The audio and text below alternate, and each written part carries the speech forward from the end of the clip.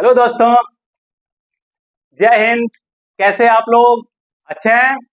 पढ़ाई चल रही है आप लोगों की? पढ़ाई करते रहिए, पढ़ाई के साथ साथ थोड़ी मस्ती भी करिए। ओके, आपके एग्जाम्स आ रहे हैं, उसकी तैयारी करिए। तैयारी करना बहुत जरूरी है और प्रॉपर डायरेक्शन में तैयारी करिए। ओके, क्या पढ़ना है क्या नहीं पढ़ना है उसको देखिए, क्योंकि आपके एग्जाम्स आ रहे हैं। पहली बात, आप लोग कोई भी न्यू थिंग्स मत पढ़िए। ओके, अगर आप आपके एग्जाम्स अगर 20 डेज बचे हुए हैं, 25 डेज, तो प्लीज आप जो पढ़ चुके हैं उसको रिवाइज करिए और उसके बेस पे प्रीवियस ईयर्स क्वेश्चन सॉल्व करिए और मॉक टेस्ट दीजिए और अपने अंदर की जो गलतियां हैं, अपने अंदर की जो कमियां, उसको पहचानिए, उसको दूर करने का प्रयास करिए। ओके, तभी जाकर आपको सफलता मिलेगी। ओके, चलिए तो हम लोग क्लास स्टार्ट करते हैं। आज हम लोग क्या पढ़ेंगे? Mathematics optional. ओके, उसमें हम लोग पढ़ क्या रहे हैं? Ordinary differential equation. हम लोग लास्ट क्लास में क्या पढ़े थे? Linear differential equation with constant coefficient, उसमें पढ़े थे। उसके बेस पे हम लोग case 1, case 2, case 3, case 4, case 5, case 6, okay, जो 6 केसेस हैं for finding a particular integral, हम लोग उसको पढ़ चुके हैं। उसके क्वेश्चन भी सॉल्व कर चुके हैं और जो प्रीवियस ईयर्स क्वेश्चन आए उसको भी सॉल्व कर चुके हैं। आज हम लोग एक क्वेश्चन और सॉल्व करेंगे और देखेंगे like same based on the same concept. एक क्वेश्चन और सॉल्व करेंगे, उसके बाद हम लोग पढ़ेंगे नया कॉन्सेप्ट ऑर्थोगोनल ट्राइजेक्टरीज। ऑर्थोगोनल ट्राइजेक्टरीज होता क्या, उसके बारे में हम लोग जानेंगे। थोड़ा सा जान लीजिए ऑर्थोगोनल ट्राइजेक्टरीज क्या होते हैं। मान लो कोई कर्व है, ओके, कोई कर्व है, अगर हम उसकी ट्राइजेक्टरीज फाइंड करते हैं। ट्राइजेक्टरीज क्या होता है? ट्राइजेक्टरी होता है कि उस कर्व को वो किसी कांस्टेंट एंगल पर इंटरसेक्ट करेगा। जो ट्राइजेक्टरी होगा वो भी एक कर्व ही होगा, जो कि गिवन कर्व को एक कांस्टेंट एंगल पर इंटरसेक्ट करता है। अगर वो कांस्टेंट एंगल 90 डिग्री हो जाता है तो उसको हम लोग क्या बोलते हैं? ऑर्थोगोनल ट्राइजेक्टरी। ओके, और हम लोग ऑलरेडी 11th 12th में पढ़ चुके हैं, अगर एक दो लाइन 90 डिग्री पे इंटरसेक्ट करती है, एक का स्लोप आपको पता है तो दूसरे का स्लोप आराम से निकाल सकते हो। अगर एक का स्लोप 2 है तो दूसरे का स्लोप क्या हो जाएगा? -1/2। क्यों? दोनों के स्लोप का प्रोडक्ट क्या होना चाहिए? -1 होना चाहिए। सेम कॉन्सेप्ट यहाँ पर भी लगाएंगे। समझ में आ गया? उसको हम लोग अभी देखेंगे। सबसे पहले हम लोग क्वेश्चन सॉल्व कर लेते हैं। Okay, based on the study concept जो हम लोग स्टडी लास्ट क्लास में पढ़े थे, उसके बेस पे हम लोग एक प्रॉब्लम सॉल्व कर लेते हैं और अपने अंडरस्टैंडिंग को और बेटर करने की कोशिश करते हैं। ओके, चलिए, बहुत इंपॉर्टेंट क्वेश्चन है, ऑलरेडी पूछा जा चुका है, तो देखते हैं। फर्स्ट क्वेश्चन है d² - 4d + 4 into y is equal to 8x² e to the power 2x and sin 2x, यह दिया हुआ। अब यहाँ पे देखो तीन तीन चीज, q जो है तीन फंक्शन का मल्टीपल है, x² भी है, ओके, मतलब पॉलिनोमियल भी है, एक्सपोनेंशियल भी है और ट्रिग्नोमेट्री साइन भी है। अब इसीलिए इंपॉर्टेंट हो जाता है हमारे लिए, एग्जाम में ऐसा क्वेश्चन पूछा जा सकता है 15 मार्क्स के लिए। तो देख लेते हैं। सबसे पहले क्या करा? सॉल्व करना है। ये क्वेश्चन नंबर 1 है। ओके, इसको सॉल्व करना है। सॉल्व करने के लिए सबसे पहले क्या करेंगे? सेम कॉन्सेप्ट, पहले ऑक्सिलरी इक्वेशन फाइंड कर लो। चलो ऑक्सिलरी इक्वेशन फाइंड करते हैं। क्या हो जाएगा? m² - 4m + 4 = 0। तो यहां से क्या होगा? m - 2 whole square = 0। यहां से क्या हो गया? m = 2 और 2 आ गया। ओके, दोनों इक्वल रूट्स आ गए। यहां से कॉम्प्लीमेंट्री फंक्शन फाइंड कर लेते हैं। कॉम्प्लीमेंट्री फंक्शन क्या हो जाएगा? c1 + c2x, बिकॉज दोनों रूट्स बराबर है, e to the power 2x। Got it? अब हम लोग फाइंड करते हैं क्या? Particular integral. पर्टिकुलर इंटीग्रल कैसे फाइंड करते हैं? पर्टिकुलर इंटीग्रल क्या हो जाएगा? 1/fd। fd की जगह क्या है हमारा? Okay, this thing d² - 4d + 4 into q क्या है हमारा? यह है 8 × x² e to the power 2x sin 2x। समझ में आ गया? हमको सॉल्व करना है। सबसे पहले इसको प्रॉपर फॉर्म में लिख लो। क्या है? d - 2 whole square into 8x² e to the power 2x sin 2x। हो गया? Got it? अब लास्ट क्लास में जो पढ़े थे उस कॉन्सेप्ट को याद रखिए। अगर e to the power 2x है इंटू एनी अदर फंक्शन है, e to the power x 2x को क्या करते हैं? हम लोग बाहर ले लेते हैं और d को क्या करेंगे? d प्लस जो भी x का मल्टीपल है उससे रिप्लेस कर देंगे। यहाँ पे 2 मल्टीपल है, किससे रिप्लेस करेंगे? d को d + 2 से रिप्लेस कर देंगे। ओके, और एक्सपोनेंशियल को बाहर ले लेंगे। होगा क्या? 8 यहाँ पे ही है, 8 बाहर आ गया, e to the power 2x बाहर आ गया। तो क्या बचा यहाँ पर, d को किससे रिप्लेस करेंगे, d प्लस 2 से, ओके, होल स्क्वायर। बचेगा क्या यहाँ पर, x स्क्वायर साइन 2x बचा। समझ में आ गया, पक्का, नो प्रॉब्लम। यहाँ से 2 और -2 कैंसिल हो जाएगा, कैंसिल कर लेते हैं, उसको नोट डाउन कर लीजिए, आप लोग नोट डाउन कर लीजिए।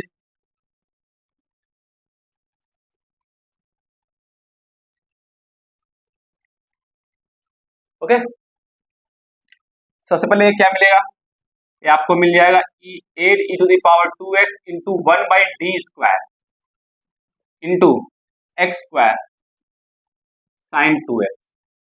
अब लास्ट क्लास में हम लोग पढ़े थे, अगर कोई दो फंक्शन हो तो अगर sine x sine 2x cos 2x sine x cos x, मतलब एनी ट्रिग्नोमेट्री फंक्शन होता है अगर इस फॉर्म में, तो हम लोग करते क्या, सबसे पहली बात हम लोग क्या पता है, e to the power Euler's form, e to the power i2x क्या लिख सकते हैं, cos 2x plus i sin 2x। क्यों कर रहे हैं कि अगर एक्सपोनेंशियल फॉर्म हो जाएगा तो e to the power i2x को बाहर ले लेंगे और d को किससे रिप्लेस कर देंगे, d प्लस i2 से रिप्लेस कर देंगे। इसलिए अब देखो यहाँ पे sin 2x है, यहाँ पे क्या है sin 2x है, देखो ये किसका पार्ट है, ये इमेजिनरी पार्ट है, एक्सपोनेंशियल फंक्शन का क्या है, इमेजिनरी पार्ट है। ओके, तो क्या करेंगे, ध्यान देना, इसको क्या लिख देंगे, इसको लिख देंगे imaginary part, imaginary part, last class में किए थे हम लोग, imaginary part of 8 e to the power 2x, इसको नोट डाउन कर लीजिएगा आप लोग, into 1 by D square into, अब साइन 2x की जगह क्या ले देंगे, e to the power i2x into x square. क्यों, क्योंकि e to the power i2x है क्या, cos 2x plus i sin 2x, उसका इमेजिनरी पार्ट क्या हो जाएगा, sin 2x, तो इसी उसको इसकी जगह पे लिख दिए, मतलब उसके जगह पर यह हमने लिख दिया। समझ में आ गया, ओके। अब ये देखो e to the power 2x 2i को इधर बाहर ले लिया, इमेजिनरी पार्ट ऑफ, बाहर लिया क्या होगा, 8 e to the power 2x into e to the power i2x बाहर आ गया, तो d किससे रिप्लेस हो जाएगा, अब d क्या हो जाएगा, d प्लस 2i हो जाएगा, whole square into x to the power 2। Got it, note down कर लीजिएगा आप लोग। अब देखो ये क्या है, d प्लस 2i है और क्या है, पॉलिनोमियल फंक्शन। जब भी पॉलिनोमियल फंक्शन होता है तो हम लोग क्या करते हैं, हम लोग कोशिश करते हैं कि बाइनोमियल एक्सपेंशन करें उसका, उसको किस फॉर्म में लिखते हैं, 1 प्लस डी वाले फॉर्म में लिखते हैं। यहाँ पे क्या है, d प्लस 2i है, तो 2i को बाहर ले लेंगे, ओके। और इमेजिनरी पार्ट को हम क्या लिख देते हैं, ip, शॉर्ट में ip लिख देते हैं, 8 e to the power 2x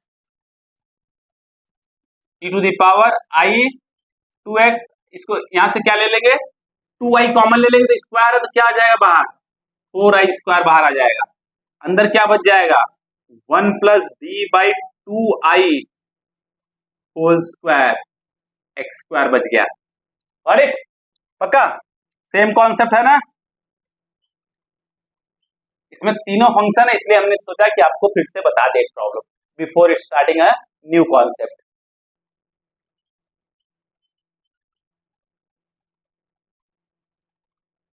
अब आई स्क्वायर की वैल्यू क्या आता है, -1, तो क्या हो जाएगा, -1 बाई 4। अब इसको ऊपर ले लिया तो क्या हो गया, 1 plus d by 2i to the power -2 x square. Okay, समझ में आ गया पक्का, चलो इसको ओपन कर लेते हैं। अब ध्यान देना, I P of 8 e to the power 2x e to the power i2x। अब इसको क्या कर लो ना, यहाँ से 4 पहले कैंसिल कर लो, तो क्या बचेगा, यहाँ पे 2 बच जाएगा और माइनस यहाँ पे तो -2 बच जाएगा। ओके, अब इसको ओपन कर लो, 1 minus 2d by 2i plus 3d square by 4i square. अब इसके बाद लेने की जरूरत नहीं है, क्यों, क्योंकि एक्स स्क्वायर है और उसके बाद डी क्यू आएगा तो टर्म 0 हो जाएंगे। ऑलरेडी हम लोग बहुत क्वेश्चन कर चुके हैं इससे रिलेटेड। ओके, अब नोट डाउन कर लीजिए आप लोग। एक एक करके आराम से कॉन्सेप्ट समझने को लेके कोशिश करिए, जल्दीबाजी करने की जरूरत नहीं है, बिल्कुल नहीं, आराम से। ओके, यहां पे देखिए क्या है, IP of -2 e to the power 2x e to the power I 2x into, आप एक्स स्क्वायर को मल्टीप्लाई करिए अंदर एक्स स्क्वायर, ये 2 कैंसिल हो जाएगा, अब माइनस 1/i dx स्क्वायर, और आई स्क्वायर की वैल्यू क्या होती है -1, तो -3/4 d square x square, imaginary part of -2 e to the power 2x e to the power I 2x, अभी क्या हो जाएगा, अब देखो ऊपर क्या है -1 है, तो -1 का मतलब क्या होता है आई स्क्वायर बाई आई क्या हो जाएगा प्लस आई, और ये क्या हो जाएगा 2x 3/2 हो जाएगा, क्यों, तो डी स्क्वायर और एक्स स्क्वायर का मतलब क्या होगा 2 से 4 कैंसिल हो जाएगा, क्या बचेगा ये बच जाएगा। अब क्या करो, e to the power I 2x को क्या लिख देंगे cos 2x plus I sin 2x,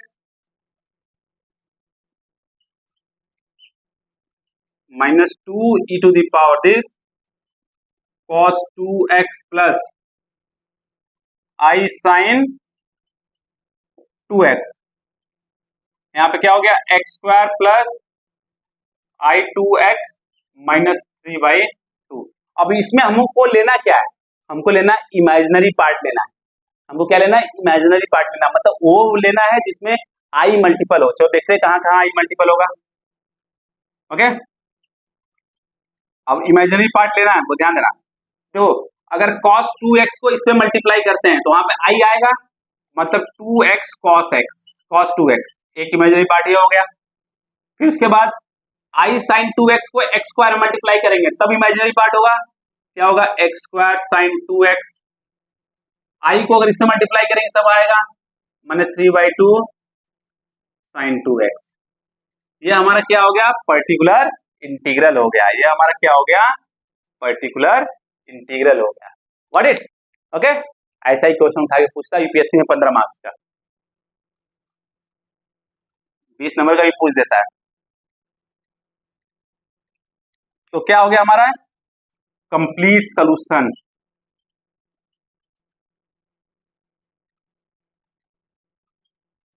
y is equal to CF plus PI। Okay, तो y is equal to CF क्या निकाला था हम लोग C1 plus C2x e to the power 2x plus, अब इसको PI मतलब यह हो गया 2 e to the power 2x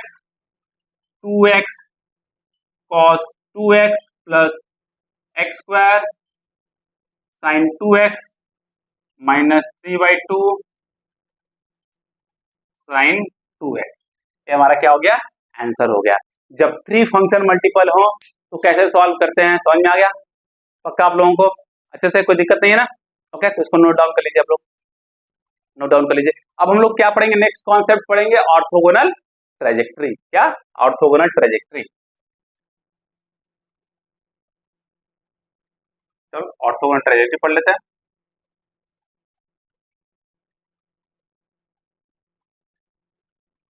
okay, अब नया कॉन्सेप्ट हम लोग पढ़ते हैं क्या ऑर्थोगोनल ट्रेजेक्ट्री।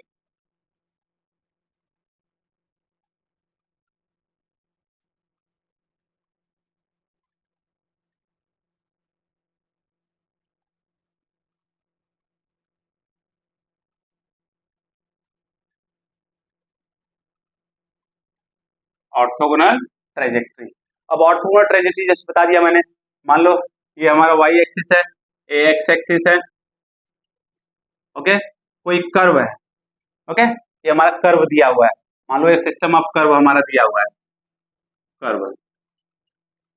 अब इसका ऑर्थोगोनल ट्रेजेक्ट्री फाइंड करना है, तो ट्रेजेक्ट्री होता क्या है, अगर किसी कर्व का जब हम ट्रेजेक्ट्री फाइंड करते हैं तो जो ट्रेजेक्ट्री हमको मिलता है वो भी एक कर्व मिलता है, जो कि गिवन कर्व का जिसका हम लोग ट्रेजेक्ट्री फाइंड कर रहे हैं उस पे हर एक मेंबर को वो क्या करेगा, इंटरसेक्ट करेगा। मतलब यह क्या हो गया, मान लो ये क्या हो गया, हमारा ट्रेजेक्ट्री हो गया इस कर्व का, जो कि इसको इंटरसेक्ट कर रहा है। ओके, तो अब दो कर्व जब इंटरसेक्ट करते हैं तो उनके बीच में एंगल कैसे फाइंड करते हैं, जहां पे जिस पॉइंट पे इंटरसेक्ट करते हैं दोनों कर्व का, उस पॉइंट पे आप टेंजेंट फाइंड कर लो, उस टेंजेंट के बीच में एंगल फाइंड कर लोगे, जितना एंगल आएगा वही उस दोनों कर्व के के बीच का एंगल होगा। हम लोग 11th और 12th में इसको पढ़ चुके हैं। ओके, हमने क्या किया, इस पे एक टेंजेंट फाइंड किया कर्व पे, जो कि इसको यहाँ पे इंटरसेक्ट कर रहा है, और इसको इस पे फाइंड किया जो कि इस पर यहाँ पे इंटरसेक्ट कर रहा है। यह जो होगा एंगल, मान लो अल्फा है, ये हमारा ए है, ये हमारा बी है, मतलब इसको साई मान लेते हैं, साई 2, और इसको साई 1 मान लेते हैं, या ए बी मान लो, जो अगर ज्यादा दिक्कत हो रहा है तुमको तो ए मान लिया, बी मान लिया, कोई दिक्कत नहीं, a b c x y z जो भी मानना हो मान लो, या अल्फा ऐसे ही।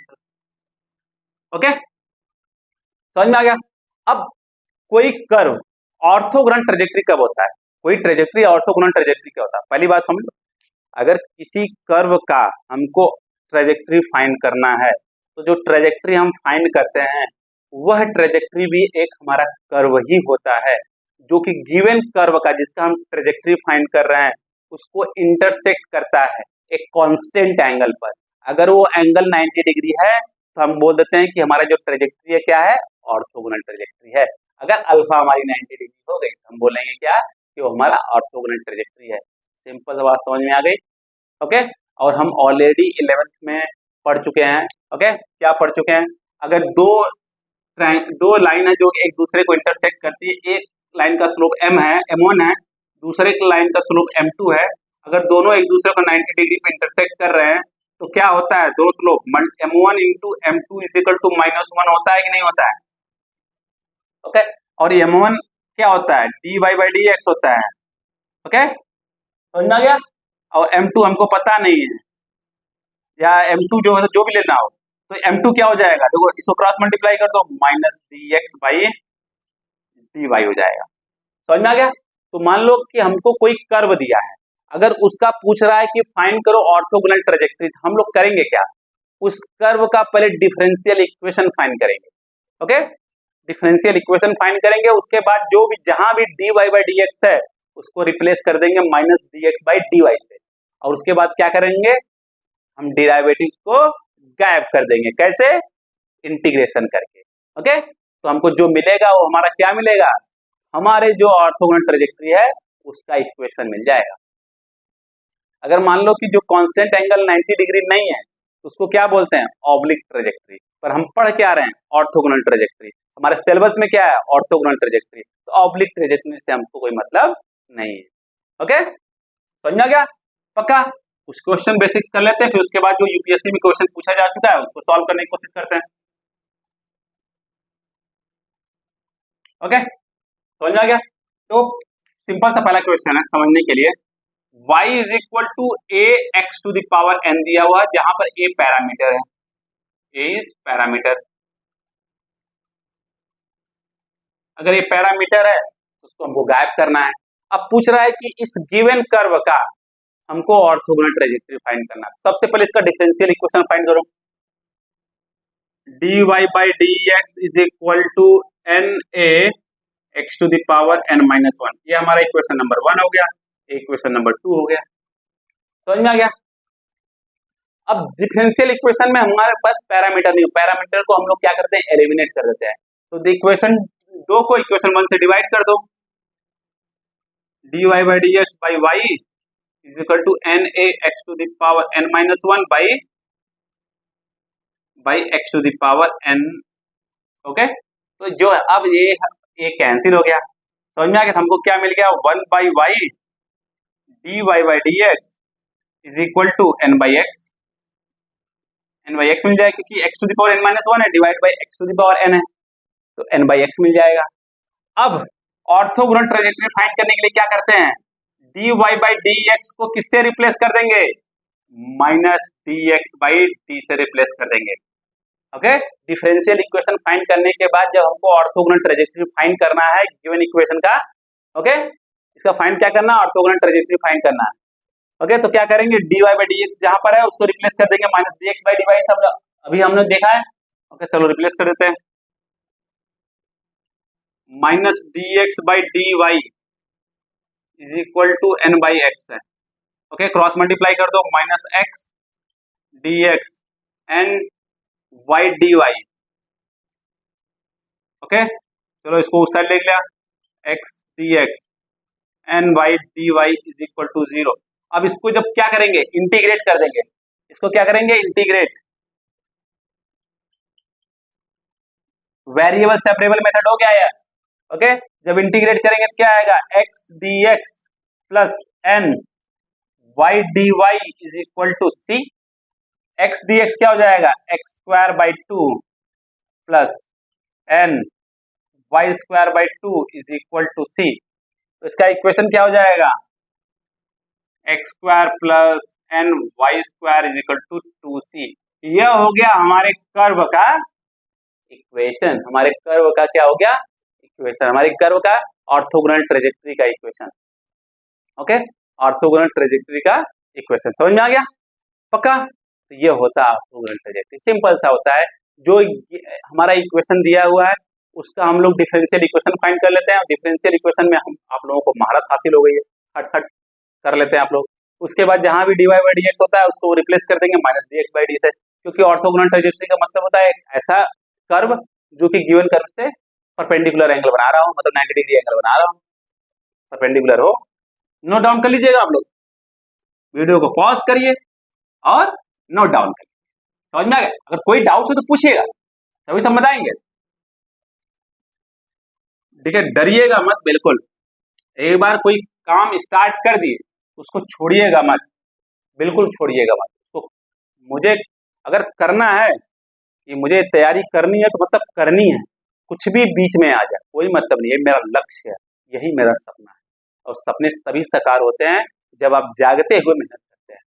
ध्यान दीजिए, सपना अगर आपको साकार करना है तो आपको मेहनत करना पड़ेगा, सोकर मेहनत नहीं करना पड़ेगा, जागते हुए मेहनत करना पड़ेगा, तब जरूर आपके सपने साकार होंगे। एक सपना अगर आपने सही कर अपना पा लिया, और जो भी सपना देखा है अगर उसको साकार कर लिया, तो दोबारा अगर कोई भी सपना होगा फ्यूचर में, किसी का भी होगा, तो आप उसके लिए लड़ मरेंगे, और पक्का बता रहे हैं उसको भी अचीव करेंगे। पर एक बार अचीव करके देखिए, उसका मजा स्वाद ही कुछ और होता है। ओके, चलिए नेक्स्ट क्वेश्चन। ओके, 2 क्वेश्चन हो गया। क्वेश्चन नंबर 3 ऑर्थोगोनल ट्रेजेक्टरी पे दूसरा क्वेश्चन है। ओके, ऑर्थोगोनल ट्रेजेक्टरी कॉन्सेप्ट पे दूसरा क्वेश्चन। अब एक क्वेश्चन है जो कि 1992 में यूपीएससी ऑलरेडी पूछ चुका है, तो देखते हैं क्या है। Find the orthogonal trajectory, find the orthogonal trajectory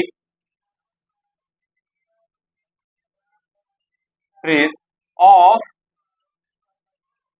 semi cubical parabola.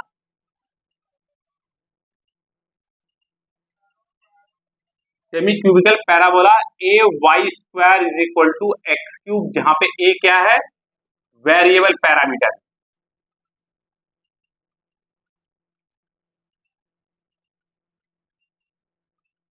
अब इसका हमको क्या बात फाइंड करना है, ट्रेजेक्टरी, मतलब ऑर्थोगोनल ट्रेजेक्टरी फाइंड करना है। सिंपल सा है, सबसे पहले क्या करेंगे, उसका डिफरेंशियल इक्वेशन फाइंड करते हैं। डिफरेंशियल इक्वेशन फाइंड करते हैं, क्या हो गया, डिफरेंशिएट करो 2a y d y by d x is equal to 3x square. Okay, अब हमको a को रिमूव करना है। a को कैसे रिमूव करेंगे, इक्वेशन नंबर हमारा 1 है, इक्वेशन नंबर 2 है, तो a की वैल्यू यहां से क्या हो रही है, a की वैल्यू हो जा रही है x cube by y square. Substitute कर दो यहाँ पर इक्वेशन 2 में, substitute the value of a from equation 1 to equation 2। तो a की वैल्यू क्या है, x cube by y square into y d y by d x. Got it. यहाँ पे एक y जो है वो कैंसिल हो जाएगा, तो बचेगा क्या, और यहाँ पे 2 एक्स स्क्वायर है, यहाँ पे एक्स क्यूब है, यहाँ पे एक्स कैंसिल, बचेगा क्या 2x by y d y by d x is equal to 3 बच गया। Got it. अब हमको ऑर्थोगोनल जब ट्रेजेक्ट्री फाइंड करनी होती तो करना क्या होता है, d y by d x को रिप्लेस कर देंगे किससे, minus d x by d y से हम लोग रिप्लेस कर देंगे। चलो रिप्लेस करते हैं। यहाँ पर क्या है, 2x by y into minus d x by d y is equal to 3। अब क्रॉस मल्टीप्लाई कर देते हैं तो क्या आ रहा है, minus 2x d x is equal to 3y d y, y d y को उधर मल्टीप्लाई कर दिया। ओके, अब माइनस 2x डी एक्स को उस साइड ले लो तो क्या होगा, 2x d x plus 3y d y is equal to 0। अब हम लोग करेंगे क्या, इसको इंटीग्रेट कर देंगे। क्या इंटीग्रेट, तभी तो जाके डिराइवेटिव गायब होगा। चलो कर लेते हैं integrate, 2x d x plus 3y d y is equal to c. चलो ये क्या हो गया, एक्स स्क्वायर, ये क्या हो गया 3/2 y square is equal to c. तो ये हमारा हो गया क्या, orthogonal trajectory of a given semi cubical parabola. ये 1992 यूपीएससी में पूछा जा चुका है।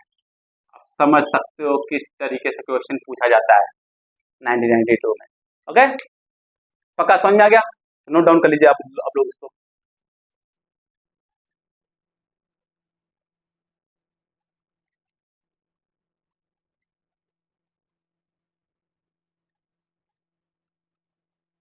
एक क्वेश्चन और कर लेते हैं जो कि ऑलरेडी पूछा जा चुका है, उसके बाद हम लोग देखते हैं। चलो अब थर्ड क्वेश्चन है, कह रहा है show that the orthogonal trajectories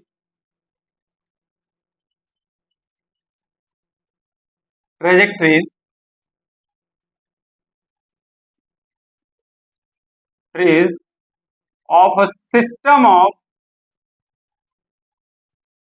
concurrent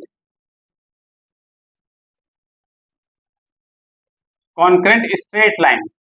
concurrent straight line का मतलब बहुत सारे लाइन जो एक पॉइंट से पास हो रहे हैं। straight lines okay is a system of concentric circle। Okay, अब हमको यह दिखाना है कि हमको कोई सिस्टम ऑफ वो दिया हुआ, लाइंस दिया हुआ जो कि कंकरेंट लाइंस है, उसका जब हम ऑर्थोगोनल ट्रेजेक्ट्री फाइंड करें तो जो ऑर्थोगोनल ट्रेजेक्ट्री हमको मिले वो क्या मिले, वो मिलना चाहिए कि वो क्या हो, कॉन्सेंट्रिक सर्कल हो। ओके, समझ में आ गया। तो हम अज्यूम कर लेते हैं कि हमारे पास अब यहाँ पे कोई इक्वेशन दिया नहीं है पर स्टेटमेंट दिया है, स्टेटमेंट से फाइंड कर लेंगे। अज्यूम कर लो कॉन्करेंट स्ट्रेट लाइन हमने अज्यूम कर लिया क्या, y is equal to mx। Let concurrent straight line is y is equal to mx which is passing from the origin 0,0। Okay, जहां पे m क्या है, पैरामीटर है। तो अब इसका डिफरेंशियल इक्वेशन फाइंड करते हैं। हमने क्या करेंगे यहाँ पर, let the concurrent straight line is what, y is equal to mx which is passing from the origin. Okay, जहां पे m क्या है, पैरामीटर है। तो फाइंड कर लेते हैं, dy by d x is equal to क्या मिल गया, m, और m की वैल्यू क्या है, y बाई एक्स, क्योंकि m को रिमूव करना है हम लोगों को। तो dy by d x is equal to क्या हो गया, y बाई एक्स। अब हमको फाइंड क्या करना है, ऑर्थोगोनल ट्रेजेक्ट्री। तो करेंगे क्या, dy बाई डी एक्स को रिप्लेस कर देंगे किससे, minus d x by d y से।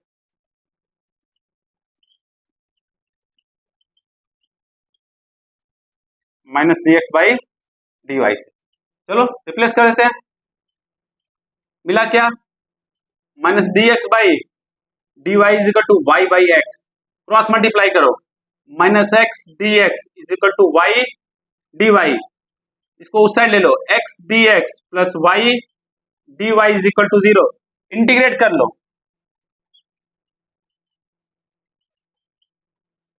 इंटीग्रेट बोथ साइड, तो क्या होगा, x d x plus y d y is equal to c. X d x का इंटीग्रेशन क्या होगा, x square by 2 y d y का इंटीग्रेशन क्या होगा, y square by two is equal to c.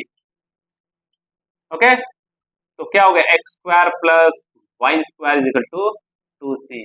ये क्या मिला, equation of a circle, concentric circle. Okay, बहुत सारे सर्किल्स हैं, ओके, जिसका सेंटर क्या है, जीरो है। ओके, ओरिजिन मतलब ओरिजिन है। ओके, कॉन्सेंट्रिक सर्किल, बस केवल सी चेंज हो रहा है, सी चेंज होता रहेगा, हमको क्या मिलता रहेगा, कॉन्सेंट्रिक सर्किल जिसका सेंटर जीरो। समझा क्या, पक्का। जैसे स्ट्रेट लाइन है, बहुत सारी स्ट्रेट लाइन क्या यहाँ से पास हो रही है, ओरिजिन से, और ये सर्कल है, और सर्कल है, कॉन्सेंट्रिक सर्कल मिल गया। समझ में आ गया, पक्का 100%, नो प्रॉब्लम। और एक नोट डाउन कर लीजिए।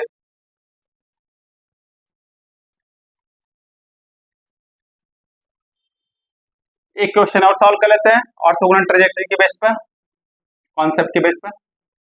ओके, और हमारा कॉन्सेप्ट क्लियर हो जाएगा। Find the orthogonal trajectory,